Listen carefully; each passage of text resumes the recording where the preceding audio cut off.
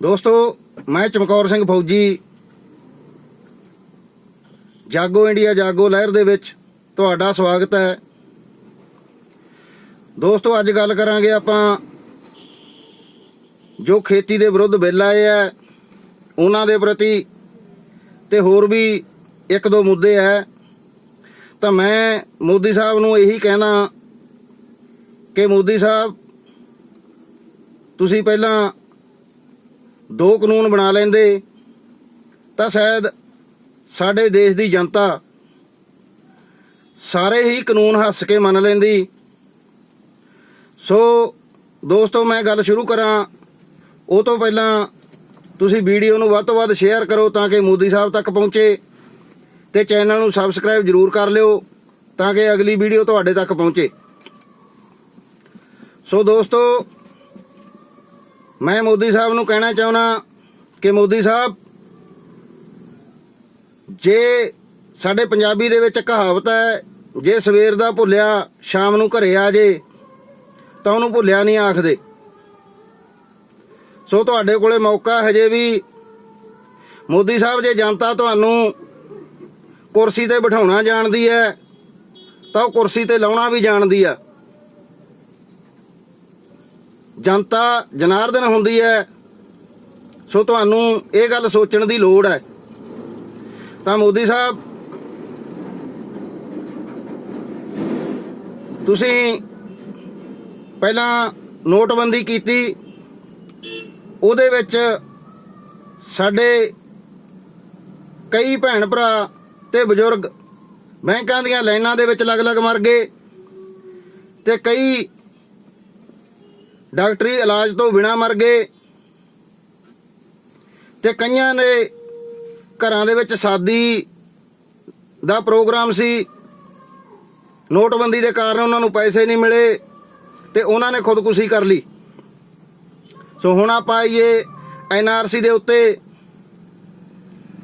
तुसीं कानून लिआंदे तुसीं कहा नागरिकता देने की बात है तो नागरिकता दिंदे किसी नूं कौन मना करदा मोदी साहब। तुसीं उहदे च भी चंगी तरह सोच विचार नहीं कीती। फिर तुसीं GST लिआंदी उहदे च काला बाजारी तां उवें ही हुंदी रही पर कई नौजवानां दे रोजगार चले गए ते नोटबंदी दे वेले भी रोजगार चले गए। फिर तुसीं आ गए मोदी साहब किसानां दे विरोधी कानूनां दे उत्ते हुण तुहानूं सिर्फ एक दो कारपोरेट घराणे दींदे है ते बाकी जिहड़ी 130 करोड़ जनता है उन्हां दी कोई फिक्र नहीं हैगी। सो मोदी साहब मैं इक्को ही गल कहना चाहना कि जिहड़े कारपोरेट घराणे है उन्हां नूं तुसीं स्टोरेज दी खुੱਲ देती ते जिवें भी ये स्टोरेज करनगे ते अपने मन मर्जी का रेट लाउणगे उहदे ते तुसीं कोई सोच विचार नहीं दस्सिया जनता नूं हजे तक। ते जे मैं गल करां खरीद दी तां जदों हौली हौली करके साडीआं मंडियां खत्म हो जाणीआं तां इह अपनी मर्जी दे मुੱਲ ते खरीदणगे ते मर्जी दे मुੱਲ ते वेचणगे।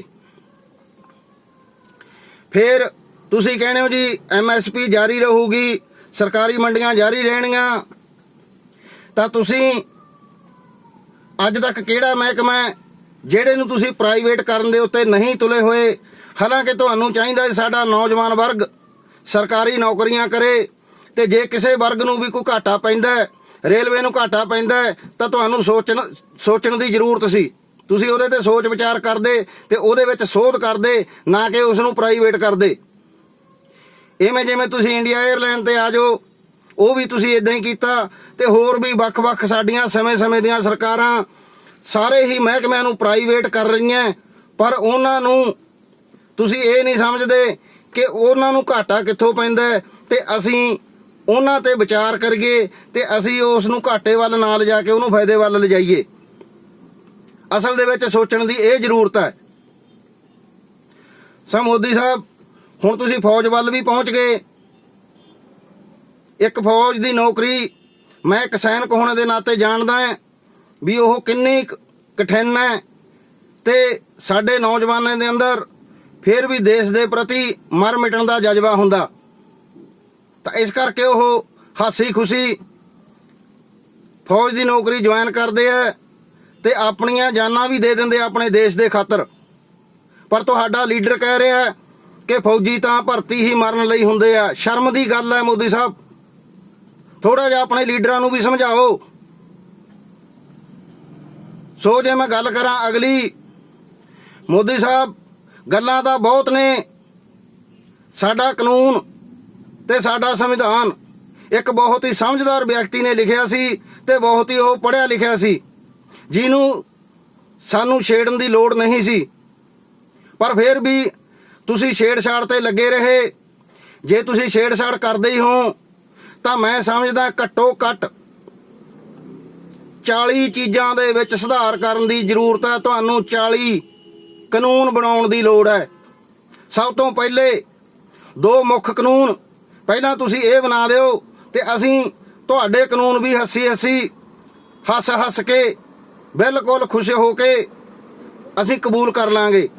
ਤਾਂ ਮੋਦੀ ਸਾਹਿਬ ਪਹਿਲਾ ਕਾਨੂੰਨ ਇਹ ਹੈ ਕਿ ਤੁਸੀਂ ਇੱਕ ਕਾਨੂੰਨ ਬਣਾਓ ਕਿ ਜਿੰਨੇ ਵੀ ਸਾਡੇ ਸਿਆਸੀ ਲੀਡਰ ਹੈ, ਚਾਹੇ ਉਹ MLA ਆ ਚਾਹੇ ਉਹ MP ਆ, ਉਹਨਾਂ ਲਈ ਘੱਟੋ ਘੱਟ MLA ਦੀ ਜਾਂ MP ਦੀ ਚੋਣ ਲੜਨ ਲਈ ਪਹਿਲਾਂ ਫੌਜ ਦੀ ਨੌਕਰੀ 10 ਸਾਲ ਜ਼ਰੂਰੀ ਹੋਵੇ। ਦੂਜੀ ਗੱਲ, ਜਿਵੇਂ ਤੁਸੀਂ ਕਹਿ ਦਿੰਦੇ ਹੋ ਅਸੀਂ ਫੌਜ ਨੂੰ ਪੈਨਸ਼ਨ ਨਹੀਂ ਦੇਣੀ ਜਾਂ ਅਸੀਂ ਦੂਜੇ ਸਰਕਾਰੀ ਮੁਲਾਜ਼ਮਾਂ ਨੂੰ ਕਿਸੇ ਨੂੰ ਪੈਨਸ਼ਨ ਨਹੀਂ ਦੇਣੀ, ਜਾਂ ਤੁਸੀਂ ਆਏ ਪਹਿਲਾਂ 10 ਸਾਲ ਦੀ ਨੌਕਰੀ ਜੇ ਪ੍ਰਾਈਵੇਟ ਕਰਦਾ ਸੀ ਤਾਂ ਜੇ ਮੰਨ ਲਓ ਕੋਈ ਬੰਦਾ ਬਿਮਾਰ ਹੋ ਗਿਆ ਜਾਂ ਕਿਸੇ ਕੰਪਨੀ ਨੇ ਇਹਨੂੰ ਕੱਢਤਾ, 10 ਸਾਲਾਂ ਦੀ ਨੌਕਰੀ ਬਾਅਦ ਉਹਦੀ 200, 400, 500 ਰੁਪਇਆ ਪੈਨਸ਼ਨ ਲੱਗਦੀ ਸੀ। ਪਹਿਲਾਂ ਤਾਂ ਸਾਡੀਆਂ ਸਰਕਾਰਾਂ ਦੇ ਲਈ ਬੜੇ ਸ਼ਰਮ ਦੀ ਗੱਲ ਹੈ ਵੀ ਘੱਟੋ ਘੱਟ 5-7 ਹਜ਼ਾਰ ਰੁਪਇਆ ਤਾਂ ਉਹ ਪੈਨਸ਼ਨ ਹੋਵੇ। ਪਰ ਜੇ ਤੁਸੀਂ 5-7 ਹਜ਼ਾਰ ਨਹੀਂ ਦੇ ਸਕਦੇ ਸੀ, ਤੁਸੀਂ ਤਾਂ ਜਿਹੜਾ ਸਾਡਾ 500 ਰੁਪਇਆ ਸੀਗਾ ਤੁਸੀਂ ਉਹ ਵੀ ਬੰਦ ਕਰਤਾ ਕਿ ਬਈ ਨਹੀਂ ਜੀ 60 ਸਾਲਾਂ ਦੇ ਬਾਅਦ ਪੈਨਸ਼ਨ ਲਾਗੂ ਹੋਊਗੀ। ਤਾਂ ਇਹ ਕਾਨੂੰਨ ਤਾਂ ਤੁਸੀਂ ਪਾਸ ਕਰਤਾ। ਦੂਜਾ ਕਾਨੂੰਨ ਮੋਦੀ ਸਾਹਿਬ ਇਹ ਹੈ ਕਿ ਜਿੰਨੇ ਵੀ ਸਾਡੇ MLA ਜਾਂ MP ਹੈ ਉਹਨਾਂ ਦੀ ਵੀ ਪੈਨਸ਼ਨ 60 ਸਾਲਾਂ ਦੇ ਬਾਅਦ ਲੱਗੇ। ਇੱਕ ਕਾਨੂੰਨ ਇਹ ਵੀ ਪਾਸ ਕਰ ਦਿਓ ਕਿ ਉਹ ਚਾਹੇ ਉਹ 25 ਸਾਲਾਂ ਦੀ ਉਮਰ ਦੇ ਵਿੱਚ ਚੋਣ ਲੜੇ, ਚਾਹੇ ਉਹ 60 ਸਾਲਾਂ ਦੀ ਉਮਰ ਦੇ ਵਿੱਚ ਚੋਣ ਲੜੇ, ਪਰ ਉਹਦੀ ਪੈਨਸ਼ਨ 60 ਸਾਲਾਂ ਦੇ ਬਾਅਦ ਹੀ ਲੱਗੂਗੀ। ਤੇ ਵੱਧ ਤੋਂ ਵੱਧ ਉਮਰ ਤੈਅ ਕਰੋ, ਜਿਵੇਂ ਤੁਸੀਂ ਹਰੇਕ ਦੀ ਤੈਅ ਕਰਦੇ ਹੋ ਕਿ 60 ਸਾਲਾਂ ਤੋਂ ਬਾਅਦ ਨੌਕਰੀ ਨਹੀਂ ਕਰ ਸਕਦਾ, ਤਾਂ ਸਾਡਾ MLA ਤੇ ਸਾਡਾ MP ਵੀ 60 ਸਾਲਾਂ ਤੋਂ ਬਾਅਦ ਚੋਣ ਨਾ ਲੜ ਸਕੇ। ਇਹ ਕਾਨੂੰਨ ਪਾਸ ਕਰ ਦਿਓ ਮੋਦੀ ਸਾਹਿਬ, ਤਾਂ ਅਸੀਂ ਤੁਹਾਡੇ ਸਾਰੇ ਹੀ ਕਾਨੂੰਨਾਂ ਨਾਲ ਸਹਿਮਤ ਹੋ ਜਾਾਂਗੇ। ਧੰਨਵਾਦ।